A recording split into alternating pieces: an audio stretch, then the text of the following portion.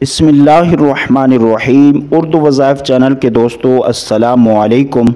प्यारे दोस्तों, आज की वीडियो में सूरत कहफ की फ़जीलत पर बात करेंगे और इसके साथ साथ सूरत कहफ का एक दिन का अमल भी आपके साथ पेश करेंगे कि इस सूरत कहफ की तिलावत से अल्लाह रब्बुल इज़्ज़त इसकी बरकत से पढ़ने वाले को हर तरह की ख़तरनाक बीमारियों से भी महफूज फरमाएगा और उसे दज्जाल के फितनों से भी महफूज फरमाएगा और उसके ईमान की भी हिफाजत होगी। न सिर्फ ये कि बल्कि 70,000 फरिश्ते इस सूरत कहफ की तिलावत करने वाले के लिए रहमत व मग़फ़िरत की दुआ करते हैं।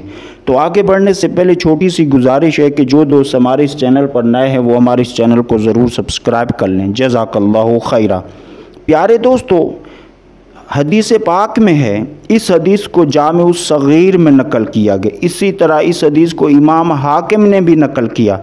अल्लाह के रसूल सल्लल्लाहु तआला अलैहि वसल्लम ने इरशाद फरमाया, जो शख्स जुम्मातुल मुबारक के दिन सूरत कहफ की तिलावत करता है, उस जुम्मा से लेकर अगले जुम्मा तक उस पढ़ने वाले के लिए नूर पैदा कर दिया जाता है। सुबहान अल्लाह, सुबहान अल्लाह।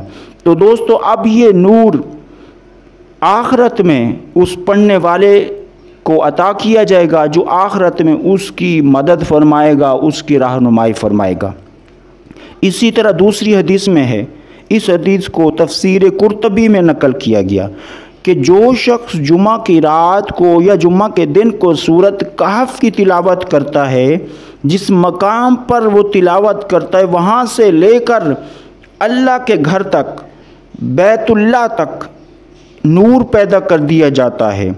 और फिर इसी तरह उस पढ़ने वाले के लिए 70,000 फरिश्ते रहमत व मग़फ़िरत की दुआ करते हैं। फिर सूरत कहफ की तिलावत करने वाले के गुनाहों को बख्श दिया जाता है, यानी उस जुम्मा से लेकर अगले जुम्मा तक जो उसे अल्लाह की इबादत और रियाज़त करने में कोई कमी बेशी होगी, कोई ख़ताएँ सरज़द होंगी, तो अल्लाह पाक उन गलतियों को भी मुआफ़ फरमाएगा।